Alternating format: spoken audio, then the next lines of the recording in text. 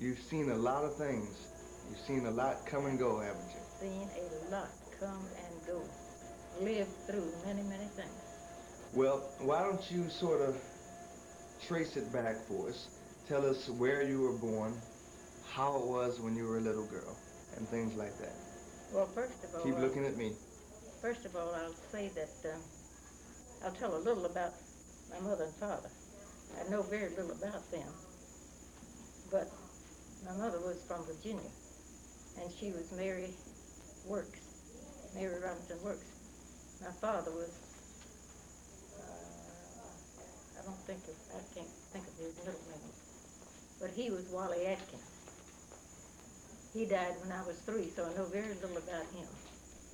And was raised by my mother and her sister, who came down from Virginia with her after typhoid swept through there.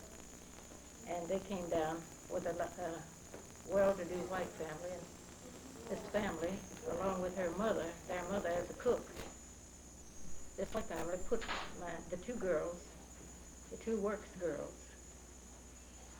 Mary and Cara, in Knoxville College.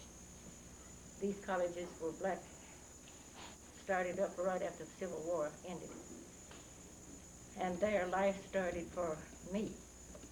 My mother and her sister Cara, the one I'm named for, were put in Knoxville College. And in Knoxville College, my mother met my father. He wasn't a college man. He was a brick mason. A brick mason? He was a brick mason. Young, both of them were young. But she went on and finished college, and he got from first one thing to another. They married, and they lived in Knoxville, Tennessee, where they had been brought down from Virginia. My father had come up from some small town in Tennessee. I didn't ever know much about his family, but except 4 aunts. The youngest, he bought a home for the new wife and the baby who almost died but lived to be 78 years old, James Atkins. She was married, my mother married Wally Atkins. James Atkins was the second child, the first child died. And James was said to be a genius. He was so smart that everybody just said, oh, this boy. Well. That's who I take after, huh? That's who you take after. Genius! That's who you take after. Horses, dogs, and all. He loved his horses, and he loved his dogs. And they ended up with 6 children. The first one died, the others lived. He was an ambitious man. He wrote poetry. I can see you all moving in the background. You got to move over that way, son. He wrote poetry to his first son, James Atkins. And as James grew, why people called him a genius. He was such a smart little boy and grew to be a very smart man. He was sickly, but he lived to be 78 years old. Then the next child, my mother and father were living in Knoxville, Tennessee. He had become a mailman, 1 out of 4 blacks in the whole city. And he had his horses, and he rode his horses, and he had one called Red Pit. This is your father? That's my father, Wally Atkins. He bought a house for his mother and her family, and for my family, his wife's family, my mother. Well, the other girls married, but the youngest sister didn't. We grew not to like each other, she and I. Why was that? I don't know. She didn't like me, and I didn't like her. Really? You like everybody, though. Well, I didn't like her. You didn't? And she did not like me. Everybody likes you. Everybody loves you. She didn't? No. My father died when I was 3 and my mother at 11. And my brother James, and we were put in Knoxville College. But my brother Wally could not be put there because he was only 13. And the college didn't take boy children, but they took girl children. Put them through school. Pay, it wasn't free. But my mother and father must have thought that they would not live so long, so they saved very carefully. And she became a school teacher, but of course that couldn't last with the children. But she became a bookseller, and we had lots and lots of books to read, and therefore all became kind of readers, Mm-hmm. hungry readers, hungry for reading. But she had all that, and I he was need you dead. to look up just a little bit. He was dead by that Right, time. look up. That's good. He died when they had been married about 10 years or a little more. Of course, I didn't know about all that. But her sister, Cara, the one that I was named for, found a house right across the street from her. And they lived across, the two sisters lived across the street from each other, and they would talk of their life in Virginia and their childhood life and all, while we and my mother's family and her family played together and lived together. And her husband wasn't very good. He was a railroad man. He was quite mean, so he wasn't around too much. They never separated, but he didn't ever get a chance to mistreat us Mm-hmm. because he lived in Alabama so much on that run to there. But my mother and sister, all we knew about their past life was what we'd hear them talking about. And they told about all their life in Virginia and how they met their father, how their mother met their father and all like that. But in our days, we just had fun and fun and fun, because after my mother's sister, Cara, found this house across the street from her, directly across the street was the largest Baptist largest black church in Knoxville. Mm-hmm. So we were made to go to church, Sunday school, prayer meeting, and everything, because we lived right in front of it. And we were made to have good behavior, because that would have been bad, living in front of the largest Baptist black church in town and not being obedient children. Mm-hmm. And there was a big hill right opposite, right beside the church. We finally built a church home for the pastor. My cousin and I, my sister Lillian, was the older of the three, and the boys, of course, were always off by themselves having a good time, playing ball and such as that. When Mama didn't have their work, everybody had to work in the family, though. The dishes in the house and the dusting and everything like that. And they would have, in those days, while you bought your coal from coal houses that would deliver the coal, our house was safe enough to have, and handy enough to have a chute in the wall, and the coal would just be thrown down there. My mother's sister's house wasn't quite that convenient. But at any rate, they lived right there, and they had a good life together, and we learned of their life, and we had fun in our life. And one day, I was always adventuresome. You were? Yes, I don't know why. They even gave me... Is that side door shut? I see flies flying around. Here? Both of them. Yeah. Keep going. They even gave me an odd name, Baby Monk. Baby Monk. I never heard that before. I was the youngest of all the family, and the boys loved to call me Baby Monk, because they'd have me doing monkey shines for them, and things like that, and they'd always laugh at me. But at any rate, I loved to slide down things, and on this hill beside the church, I slid down it one day and slid right into the church windows and broke the windows. Were you a mischievous little girl? I don't know what kind of little girl I was. I suppose I was. Well, I landed on the church basement floor. Okay, we're going to hold for 1 second. I just want to make sure all this is coming right. I landed on the floor, and then I was frightened badly, because Mary, my cousin... I like that. Sit up a little more like that, like you did. That's good. Like this. Yeah, but look. Yeah, this way? No, look at me. There. Oh, uh-huh. Okay. My cousin Mary was 2 years older, and we were afraid to go home across the street and tell my mother and her mother, because she knew punishment awaited me. We got there, and by that time, I'd worked up a big cry. And Mary began telling about, I didn't intend to fall through the windows, but I did. I slid so fast and so hard, and I landed on the floor of the basement, which was right below the floor, but below the windows, low windows, you know. And my mother said, well, she was sorry, but suppose the police would come and take me away, because she didn't have any money to pay for all those windows. Mm-hmm. And said she supposed supposed the police would have to come. And her sister Corey was there as usual. She'd get her work done across the street and then they'd come and talk. Mm-hmm. And they tried to find some way where they wouldn't have the police to come and get me. Our church had me arrested. And I suppose I must have been about 9 then. So I cried so hard, they said, well, see, people didn't have telephones in those days. Uh-huh. They said that they would contact the police and have them talk about it. And they thought the police would let me off. And I wouldn't have to I need you all quiet in the background, please. Okay. and I wouldn't have to leave home Uh-huh. and go at the police station or wherever. So that made me more careful after that.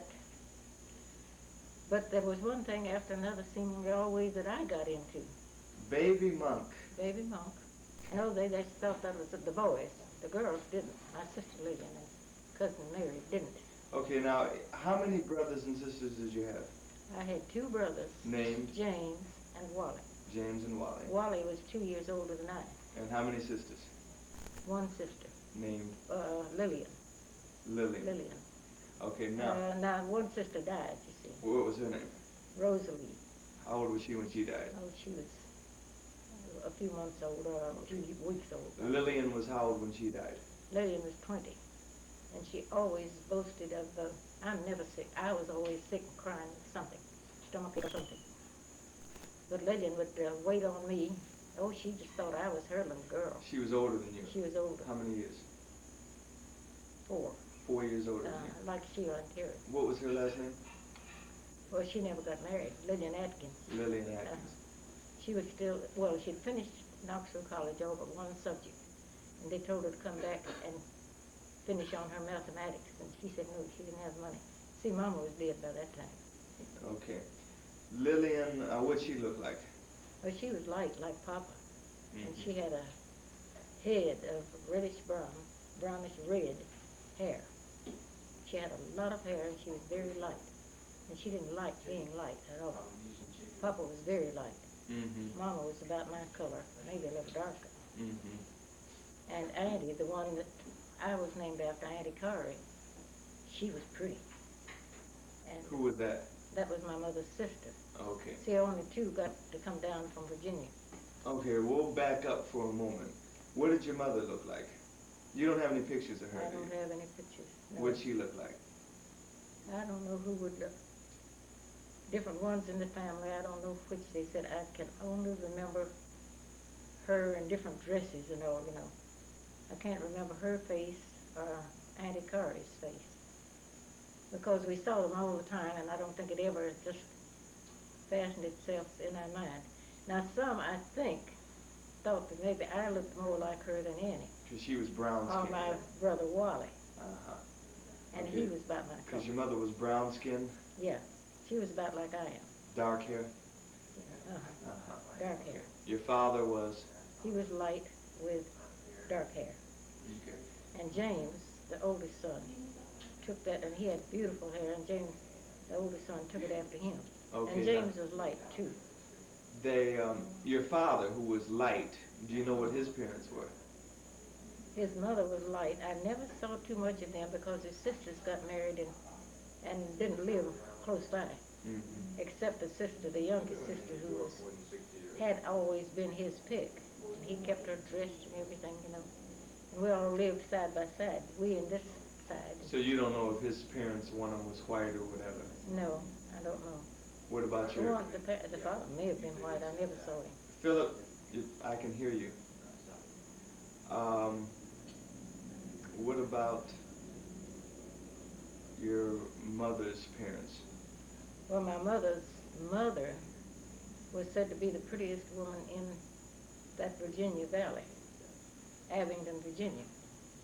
Now, her father was said to be the governor of Virginia. See, they lived in Virginia. And she was a beauty. And her hair came to her waist. And she lived more or less in the big house, as they called them in those days, where the big folks lived, you know, the big mansion. Mm-hmm. She lived in there more or less because they had a little daughter, and she got to play with the daughter, and the daughter got to teach her uh, a little bit of reading and writing and such as that as she went to school. Mm-hmm. They were more like real sisters, but of course that wasn't acknowledged at all, you know. Right. And he was Robinson. And so when my mother, The white guy? the white governor, Mm-hmm. his wife died of tuberculosis. That was the main disease in those days. She died, and he was very sorry. He was very sorry that he had raped this child, because that's what she was. I think Mama's mother was about 15 or 16 when she was still at the big house with his daughter. And that's when one night she was coming down to the cabin, and he was drinking, and he got her. His wife was up in the hospital, up in Richmond.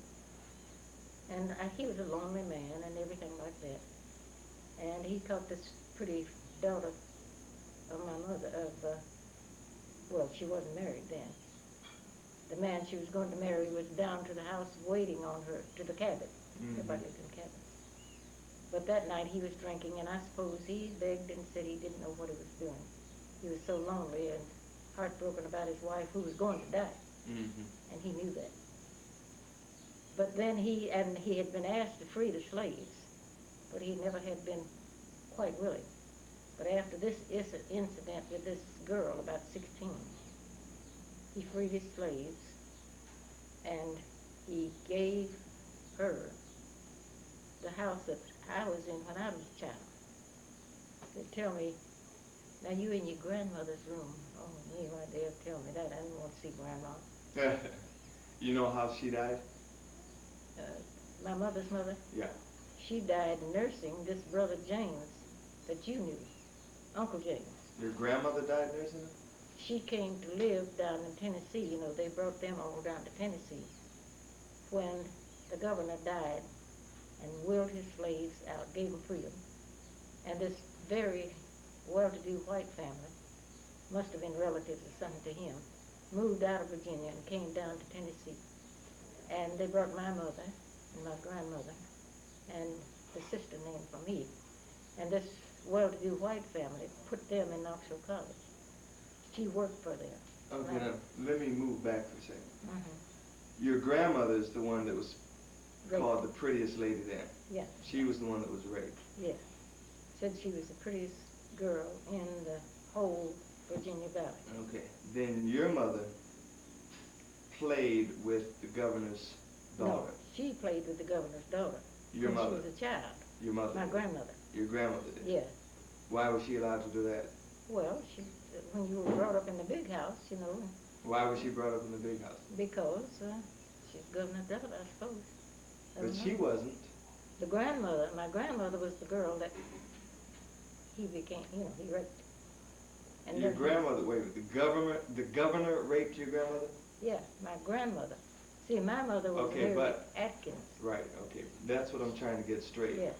If your grandmother was raised in the big house, Mm-hmm. More or less. she wasn't raped until she got older. Well, about 15 or 16. When the Right, house but was why in- was she there in the first place? Well,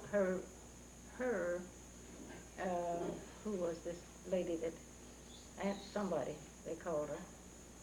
You see, she wasn't married. She was a single girl when they brought her over from Africa. That's what we always learned. That's why he asked me last night, why did we all like Africa?